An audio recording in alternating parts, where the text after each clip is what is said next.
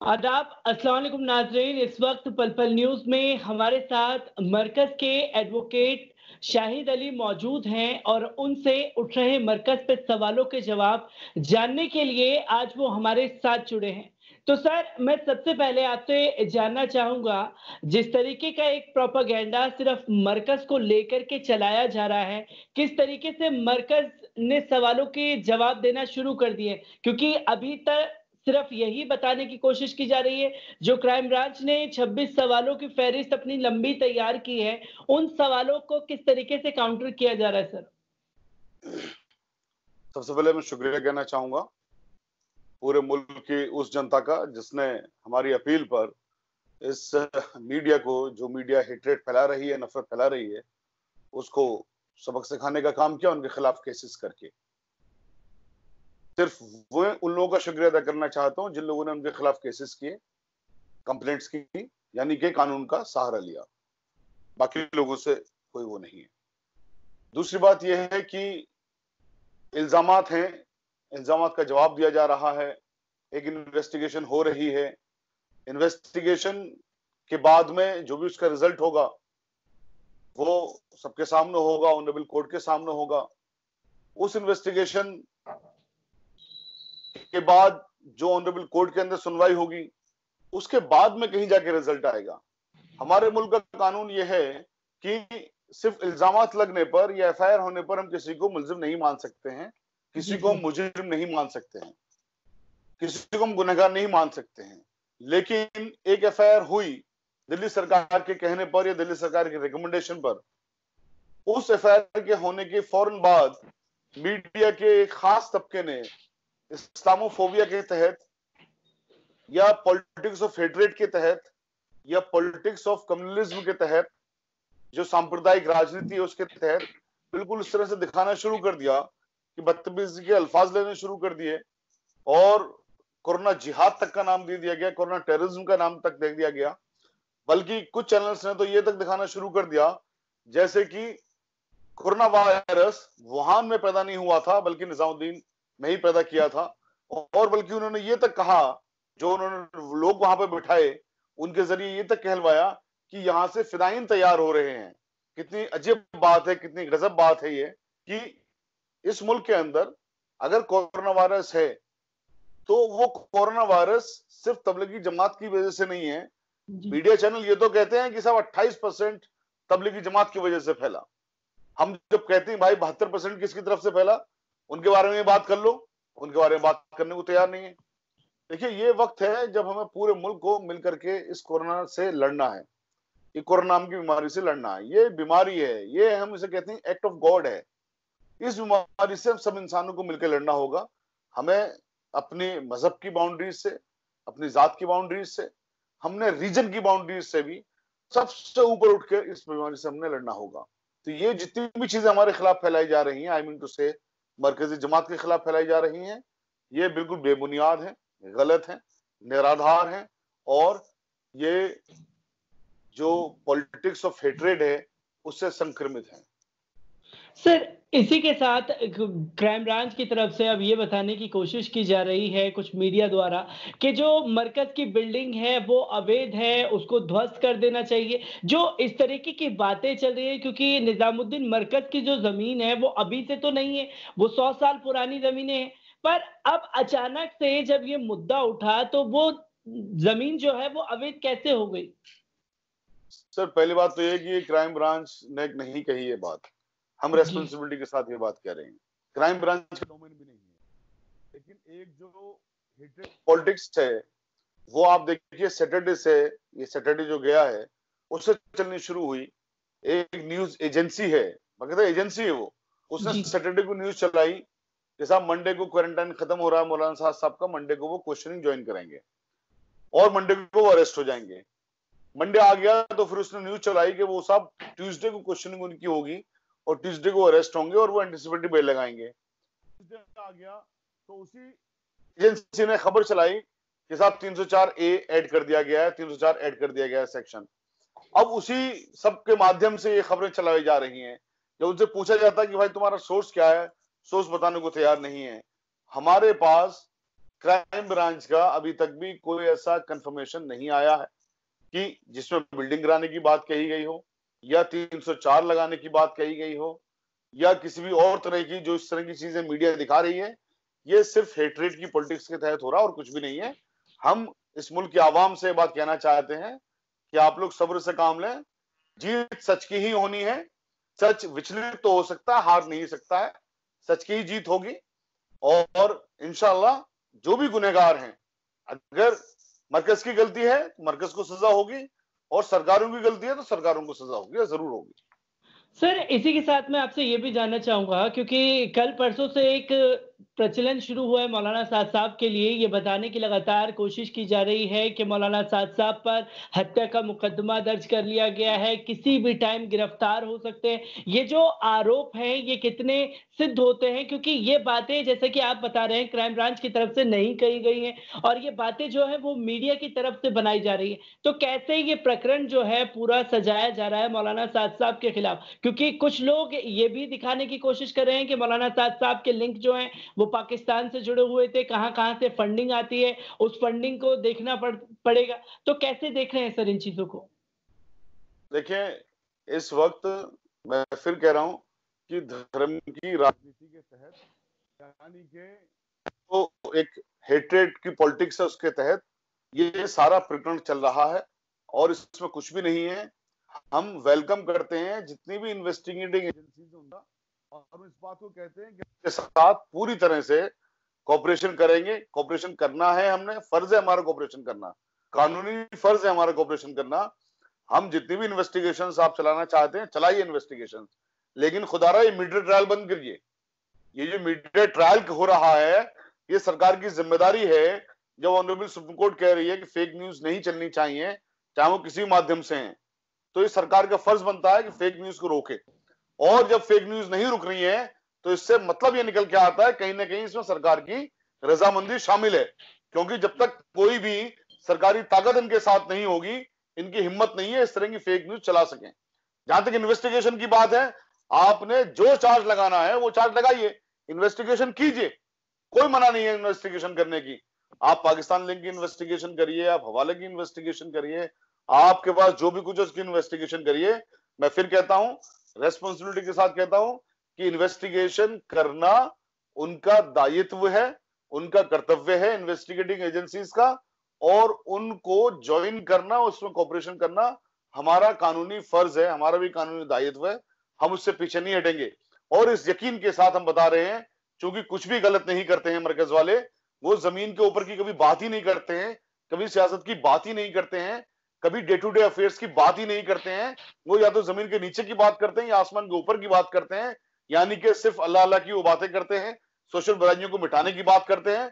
तो हमें यकीन है इस बात से लेकर के कि ये जीत इसमें सच्चाई की होगी, सच की जीत होगी, और इनको क्लीन चिट मिलेगी, ये बाहर आएंगे क्लीन चिट मिलकर के इंशाल्लाह।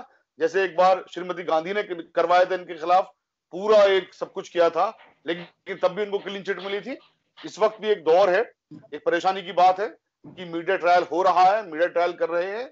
इसमें हम सबसे ये गुजारिश करेंगे आपके माध्यम से भी, पूरे मुल्क के लोगों से, अमन को बनाए रखें, कानून को अपने हाथ में ना लें, अल्लाह से दुआ करें और यकीन रखें इस देश के कानून पर, यकीन रखें यहाँ की अदालतों पर कि इंशाअल्लाह जीत इसमें सच की ही होगी, कानून की होगी।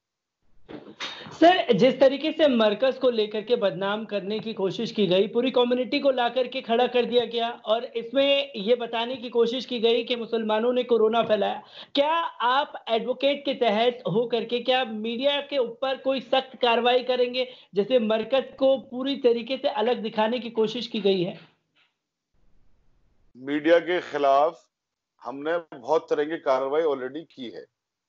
हमने नोटिस भी इशू किए हैं, कुछ कंप्लेंट्स भी फाइल हुई हैं, और हमारे आह्वान पर पूरे मुल्क से बहुत सारी कंप्लेंट्स इनके खिलाफ फाइल हुई हैं, मीडिया के खिलाफ, जो गलत तरीके से दिखा रहे हैं, फर्जी मीडिया के खिलाफ या इनकी फर्जी खबरों के खिलाफ, या ये जो विद्वेष फैलाने वाली खबरें हैं उनके खिलाफ, देश को तोड़ने वाली खबरें उनके खिलाफ, समाज को तोड़ने वाली खबरें उनके खिलाफ बहुत सारी कंप्लेंट्स फाइल हुई हैं। ऑनरेबल सुप्रीम कोर्ट में भी एक पिटीशन इनके खिलाफ फाइल हुई है जो जमात उलमा हिंद ने फाइल की है, और भी पिटीशन इनके खिलाफ फाइल हुई हैं। अब उस पर आज नहीं कल, कल नहीं परसों डिसीशंस आएंगे। हमारे यहाँ पर कचहरियों के अंदर, कोर्ट के अंदर थोड़ी देर होती है, इसमें कोई शक की बात नहीं है। ये भी बात सही है कि जस्टिस डिलेड, जस्टिस डिनायल होता है, लेकिन फिर भी हमें अपनी कचहरियों पर, अपनी कोर्ट का यकीन है, पूरा भरोसा है, और इंशाल्लाह जीत सच की ही होगी। आप यकीन रखिए, हमने कार्रवाई की है, कर रहे हैं और इंशाल्लाह करेंगे। कोई कसर उठा के नहीं रखेंगे। हम कोई भी कसर उठा के नहीं रखेंगे इस सांप्रदायिक मीडिया को एक्सपोज करने में, इस सांप्रदायिक मीडिया को बैन करवाने में।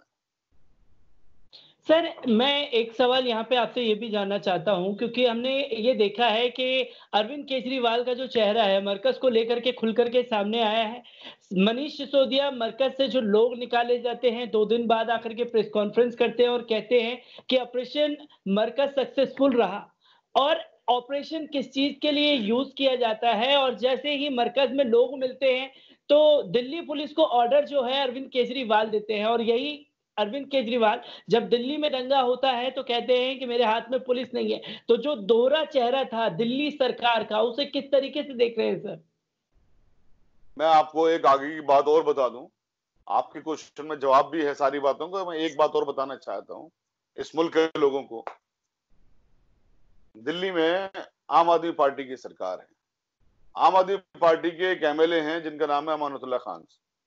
अमानतुल्लाह खान ने 23 तारीख को एक ट्वीट किया, और उस ट्वीट के माध्यम से यह कहा कि जब तेलंगाना में 17 तारीख को 3 जमाती मिले थे जो कोरोना वायरस पॉजिटिव थे, दिल्ली गवर्नमेंट को उस बात की इंफॉर्मेशन दे दी गई थी। यानी कि मिस्टर केजरीवाल को, मिस्टर सिसोदिया को उस बात की इंफॉर्मेशन मिल गई थी। कब? 17 मार्च को मिल गई थी कि यहाँ पर कोरोना वायरस के पॉजिटिव मरीज हैं।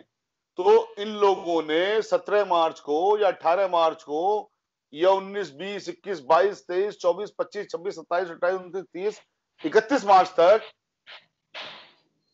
तबलीगी जमात के लोगों को जो मरकज में थे क्वारंटाइन क्यों नहीं करवाया? इनको सेल्फ आइसोलेशन में क्यों नहीं भेजा? इनके मेडिकल चेकअप्स क्यों नहीं करवाए? जबकि ये जानते हैं, सरकार इनके पास है कि ये कम्युनिकेबल डिजीज है, एक आदमी से दूसरे आदमी में फैलती है। यानी कि अगर 17 मार्च को वहां पर 2 या 3 लोगों को कोरोना वायरस पॉजिटिव होगा तो जितने भी लोग उनके संपर्क में आएंगे उनको कोरोना वायरस होता जाएगा। तो यानी कि इसका मतलब ये हुआ कि जब लोग वहां पर आ रहे हैं और लोग वहां से जा रहे हैं, वो ज्यादातर लोग कोरोना वायरस पॉजिटिव होके जा रहे हैं। तो ये तो केजरीवाल साहब ने जानबूझ के करवाया।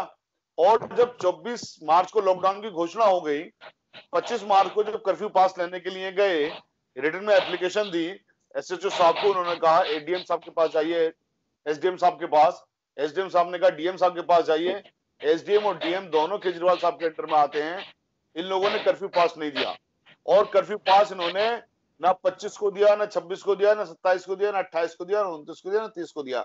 यानी कि ये लोग संक्रमित मरीजों की संख्या को बढ़वा रहे थे। जब उन्हें पता थी कि मरकज के अंदर ये लॉकडाउन की घोषणा की वजह से 2-2,500 आदमी रुक गए हैं, फंस गए हैं, तो वो सारे के सारे लोगों को कोरोना से संक्रमित करना चाहते थे। ये बात तो सर्वविदित है ना, ये तो मालूम है ना कि कोरोना वायरस एक आदमी से दूसरे आदमी में फैलता है। तो जब आपको पता थी कि यहाँ कोरोना वायरस के मरीज हैं, आपको जब तेलंगाना की घटना की पता थी, और आपके एमएलए ने खुद ने ये बात कही है, मिस्टर अमानतुल्लाह ने ट्वीट करके कही है कि यहाँ पर जब इनको मालूम थी तो डीएम ने और एसडीएम ने खाली क्यों नहीं करवाया? तो यानी कि आप इस बीमारी को बढ़ा रहे थे। तो अब देखने वाली बात यह है कि इस बीमारी को क्या तबलीगी जमात ने बढ़ाया या मिस्टर केजरीवाल साहब की सरकार ने बढ़ाया? ये तमाम चीजें जनता के सामने, आवाम के सामने। होता क्या है, क्योंकि जो नेशनल मीडिया है या जो और मेन मीडिया है, जो मेन स्ट्रीम मीडिया कहते हैं, उसमें ज्यादातर मीडिया कम्युनल पॉलिटिक्स के तहत सिर्फ खिलाफ खबरें दिखाती है। इस वाली जिम्मेदारी की वाली बात ही नहीं कर रहे हैं कि भाई ये आपने इतने दिन तक उनको रोका कैसे रखा? वहां पर आपने खाली क्यों नहीं करवाया? आप तो सरकार हो ना, पावर है ना आपकी, आप खाली करवा सकते हो, आप आइसोलेशन में भेज सकते हो। जब आप 30 तारीख को, 31 तारीख को आप खाली करवा रहे हो, तो आप 25 तारीख को भी करवा सकते थे, आप 17-18 को भी करवा सकते थे, आप ताले डाल सकते थे वहां पर। जब सऊदी गवर्नमेंट फ्लाइटें रोक सकती है 28 फरवरी को, और इसका वो देते ना एग्जाम्पल, और मक्का में लॉकडाउन हो गया, वहां पर इजाजत नहीं थी उम्रा करने की या वहां पर जाने की, तो हमारी गवर्नमेंट, हमारी भारत की सरकार क्या इतना भी नहीं कर सकती थी कि मरकज में ताला डाल देती? डाल सकती थी ना, नहीं डाला गया। क्यों नहीं डाला गया? क्योंकि इनको पहले से पता थी कि यहां पर कुछ लोग संक्रमित हैं और इस संक्रमण को ज्यादा फैलने दीजिए। इन लोगों ने क्रिएट किया है ताकि इनको सिंगल आउट कर सके, इनके ऊपर फिर इल्जाम लगा सके, और ये तमाम तरह की पॉलिटिक्स उसी के बाद चल रही है। आप देखिए ना, इस जो जमात की जो संक्रमण लोगों को आ गया, जो केजरीवाल साहब ने क्रिएट किया, उसमें आज 28% जो केसेस के टोटल में से जमात की वजह से बताए जा रहे हैं। इनकी तो 5 दिन बात कर रहे हैं टेलीविजन को, 72% की कोई बात नहीं कर रहा। 72% कैसे हुआ? मध्य प्रदेश के अंदर सरकार बनी, उसमें लोग उसको बात नहीं करते। अयोध्या के अंदर पूजा हुई, वहां पर लाखों लोग इकट्ठे हुए, उसको बात नहीं करता। बनारस के अंदर अभी लाखों लोग इकट्ठे हुए, उसकी बात नहीं करता। मथुरा के अंदर लाखों लोग इकट्ठे हुए, उसकी बात नहीं करता। बनारस में क्यों कर्फ्यू लगाना पड़ा था? अभी बात तो करो साहब, क्यों नहीं बात करते? अभी बांद्रा के अंदर हजारों लोग इकट्ठा हो गए, वहां रजत शर्मा जैसे वहां भी जामा मस्जिद दिख जाती है। आंध्रा स्टेशन नहीं देखता उसको इतना बड़ा, जामा मस्जिद उसको दिखती है। ये देखिए ना आप किस तरह की खबरें चलाते हैं कि बांद्रा स्टेशन में इकट्ठा हो रहे हैं तो उसको जामा मस्जिद दिख रही है। आनंद बिहार बस स्टैंड पे जब लाखों लोग इकट्ठा हो रहे हैं, उनको वो नहीं दिख रहा। लाखों लोग इसमें संख्या, तो क्या होगा साहब? पूरे देश के अंदर फैलेगा। ठीक है, वैष्णो देवी के मंदिर में फंसे हुए हैं, उनको निकालने के लिए आप लोग निकाल कहां पहुंचा रहे हो? कोई लिस्ट आपके पास नहीं भाई। संक्रमण यहाँ से फैला है। मैं कहता हूँ हम सबको यूनाइटेडली इसमें काम करना है।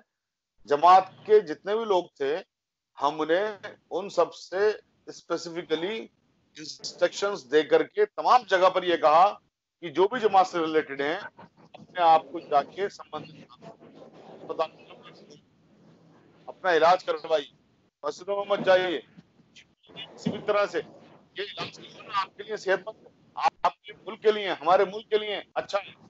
जी सर, मैं ये भी जानना चाहूँगा आपसे कि जो जमातियों को मरकज़ से निकाला गया, तमाम जमातियों के वीडियो मेरे पास खुद आए, जहाँ सुल्तानपुरी में उन्हें रखा गया और उनके साथ जो दुर्व्यवहार किया गया। और अभी 3-4 दिन पहले एक खबर एलएनजेपी हॉस्पिटल से आती है कि 2 जमातियों का इंतकाल हो गया है, जिसके लिए दिल्ली सरकार जगह नहीं दे रही उन्हें तदफीन के लिए। तो कैसे देखते हैं जब कोरोना से उनकी मौत हो जा रही है, तो उनके लिए तदफीन के लिए जगह नहीं दी जा रही? क्या मरकज स्टेप उठाएगी इन लोगों के लिए?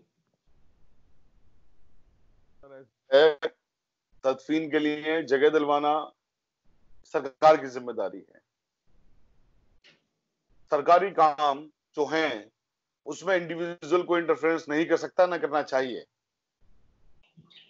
कब्रिस्तान किसी के मिल्कियत नहीं होती है। कब्रिस्तान वक्फ बोर्ड के अंडर में आते हैं और वक्फ बोर्ड को दिल्ली सरकार चलाती है। तो बेसिकली दिल्ली सरकार कस्टोडियन है। तो अगर कोई कब्रिस्तान में परमिशन नहीं दे रहा है, परमिशन में जगह नहीं मिल रही है, तो दिल्ली सरकार की अपनी कारस्तानी हुई जी। मैं अगर किसी से कस्टोडियन हूं और मैं उस चीज को नहीं कर रहा हूं, इसका मतलब कहीं ना कहीं मैं जिम्मेदार हूं। तो जो हायर अथॉरिटी है वो केजरीवाल साहब की है। इसमें तो तबलीगी जमात कहां से जगह दिलवाएगी साहब? तबलीगी जमात का किसी कब्रिस्तान की कस्टोडियन है? तबलीगी जमात इंडिविजुअल की एसोसिएशन है ना। तो यही तो ब्लेम गेम करते हैं ये लोग कि जिम्मेदारी उनकी है, रेस्पॉन्सिबिलिटी डाल देंगे दूसरे के कंधे पर और फिर कहेंगे देखो जी मुलजिम ये है, ये गुनहगार ये है। इन चीजों को ही लोगों को जरा बताइए ताकि लोग इससे अवगत हों कि किस तरह की चीजें हमारे साथ होती हैं और किस तरह की चीजें होनी चाहिए। सर, एक आखिरी सवाल मेरा आपसे यही रहेगा, क्योंकि मैं लगातार मरकज़ की खबरों पर बना हुआ हूँ। जो मीडिया ने दुष्प्रचार किया मरकज़ के लोगों के लिए जमातियों के साथ, तमाम जगह से अब खबर आ रही है। कई जगह से जमाती जो हैं उनकी नेगेटिव रिपोर्टें आई, पर उन्हें गाँव में घुसने नहीं दिया जा रहा, उनका सोशली बायकॉट किया जा रहा है। यही रिपोर्ट जब मौलाना साद साहब की नेगेटिव आई तो मीडिया इसके ऊपर बात करना भूल जाता है, और इससे पहले तक ये खबर चलाई जा रही थी कि मौलाना साद साहब को कोरोना हो गया। तो कैसे देखते हैं इन चीजों को? देखिए, जो मीडिया ने नेगेटिव पब्लिसिटी की, जो नेगेटिव रिपोर्टिंग की, जो देश को तोड़ने की कोशिश की, ये सब उसके नतीजे हैं। अभी दिल्ली में कल ही एक मॉब लिंचिंग हुई है, इसी बात पे हुई है कि उस लड़के की, खुर्शीद नाम है उस लड़के का, उसकी रिपोर्ट नेगेटिव आने के बावजूद भी गांव वालों ने या उसके जो मोहल्ले वालों ने उसे जब घर में घुसने नहीं दिया, और वो किस तरह से घुस गया तो पूरे गांव के लोगों ने उसको मारा और खेत में ले जाके इतना मारा, इतनी बुरी तरह से मारा कि वो मर गया, बल्कि मैं कहूँ शहीद हो गया, क्योंकि इस तरह की चीजें होती हैं वो शहादत में ही काउंट होती हैं। इस तरह की एक चीज नहीं है, बहुत सारी चीजें हैं जिस तरह की चीजें हो रही हैं।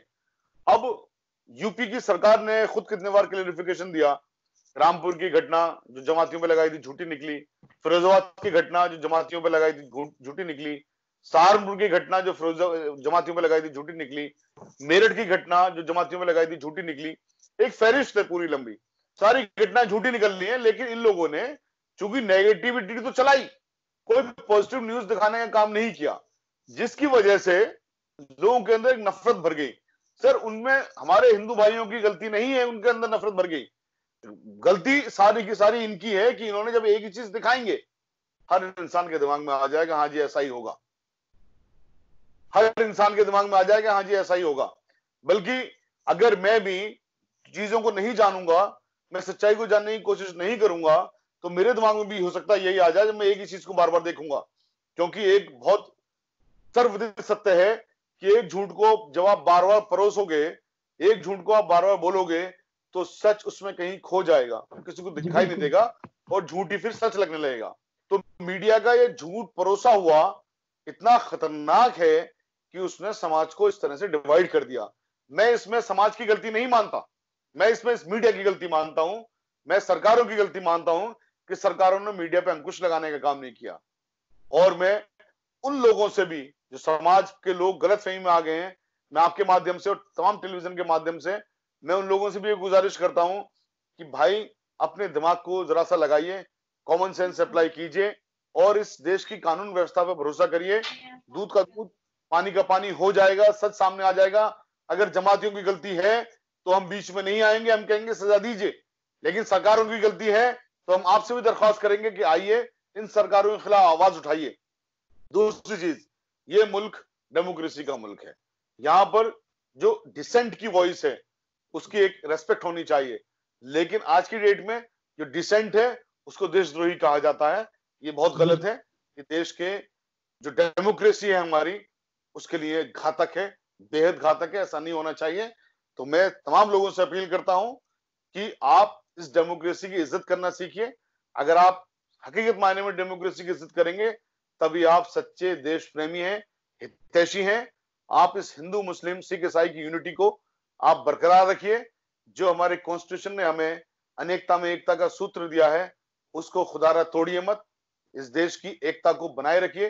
कोरोना वायरस बीमारी है, गंभीर बीमारी है, इससे हम सबको मिलकर लड़ने की जरूरत है। इससे खुदारा लड़ने का काम कीजिए, अपने देश को, अपनी ह्यूमैनिटी को, तमाम दुनिया की ह्यूमैनिटी को बचाने का काम कीजिए। इस लड़ाई में माननीय प्रधानमंत्री जी की भी बहुत सारी अपील है और जितनी भी तरह की पॉजिटिव चीजें आ रही हैं उन सब में साथ दीजिए। अभी जब तक लॉकडाउन है, जब तक कि सरकार नहीं कह देती है मस्जिदों में नमाज मत पढ़ लीजिए, घर के अंदर नमाज पढ़ लीजिए, इंशाल्लाह इसमें भी सवाब ही मिलेगा, गुनाह नहीं मिलेगा।